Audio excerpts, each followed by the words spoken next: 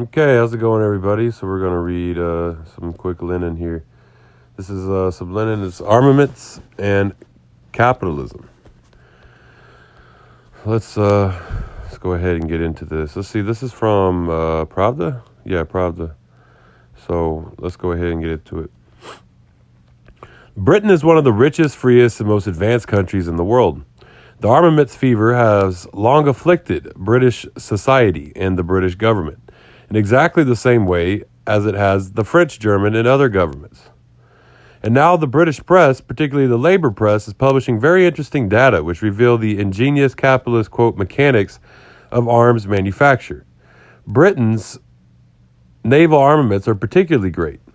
Britain's shipyards, Vickers, Armstrong, Brown, and others, are world famous.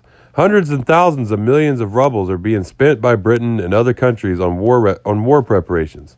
And of course, it is all being done exclusively in the interest of peace, for the preservation of culture, in the interest of the country, civilization, etc. We find that admirals and prominent statesmen of both parties, conservative and liberal, are shareholders in the directors of shipyards and of gunpowder, dynamite, ordnance, and other factories. A shower of gold is pouring straight into the pockets of bourgeois politicians, who have got together an exclusive international gang engaged in instigating an armaments race among the peoples and fleecing those trustful, stupid, dull, and submissive peoples like sheep. Armaments are considered a national matter, a matter of patriotism. It is presumed that everyone maintains strict secrecy. But the shipyards, the ordnance, dynamite, and small arms factories are international enterprises in which the capitalists of the various countries work together in duping and fleecing the public of the various countries and making ships and guns alike for Britain against Italy and for Italy against Britain. An ingenious capitalist setup. Civilization, law and order, culture, peace, and hundreds of millions of rubles being plundered by capitalist businessmen and swindlers in shipbuilding, dynamite manufacture, etc. Britain is a member of the Triple Entente, which is hostile to the Triple Alliance. Italy is a member of the Triple Alliance. The well-known firm of Vickers, Britain, has branches in Italy. The shareholders and directors of this firm, through the venal press and through venal parliamentary figures, conservative and liberal alike, incite Britain against Italy and vice versa. And profit is taken both from the workers of Britain and those of Italy. The people are fleeced in both countries. Conservative and liberal cabinet ministers and members of parliament are almost all shareholders in these firms. They work hand in glove. The son of the great liberal minister, Gladstone, is the director of the Armstrong concern. Rear Admiral Bacon, the celebrated naval specialist and a high official at the Admiralty, has been appointed to a post at an ordnance works in Coventry at a salary of 7,000 7,000. I never know what these certain currency signs are. I just know dollar signs. I'm not sure which one. Marks will have this in there all the time. 7,000 currency, over 60,000 rubles. The salary of the British Prime Minister is 5,000 something, another currency, about 45,000 rubles. The same thing, of course, takes place in all capitalist countries. Governments manage the affairs of the capitalist class, and the managers are well paid. The managers are shareholders themselves, and they shear the sheep together under cover of speeches about patriotism.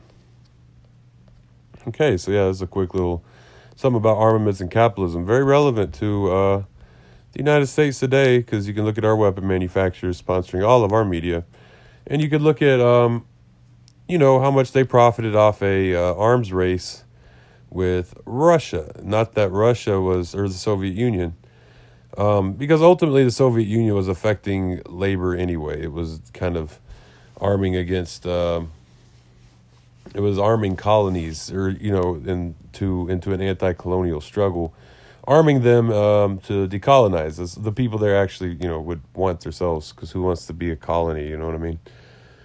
But that's, this is what we are living in a colony today here in the United States. And that's why this is such a healthy ground for imperialism to spread throughout the world, unfortunately, because it is a massive colony that is built on the erasure of an entire continent of people. And, when an entire continent of people is erased, well, the person who erased those people will get to keep whatever they took from those people, right? It's a lot of leverage against the entire world. Not all the people are erased. There's, 37 or 39 different nations, indigenous nations inside of Oklahoma. Not given a lot of sovereignty, at all, really. But it's, you take all those resources, you can kind of be a leverage in the world. And if that's your whole economical structure, well, that's going to keep building and building and building. And it's just imperialism is monopoly. State capitalism is imperialism, where socialist state capitalism is the revolutionary process towards communism. Which is anti-imperialism. So let's, so that's it. This is Armaments and Capitalism. Y'all have a great day. Y'all can follow me online at Facebook, Twitter, YouTube, TikTok, Tumblr, Medium, Marxist, and all of those. Y'all have a great day, and Dolaragoy.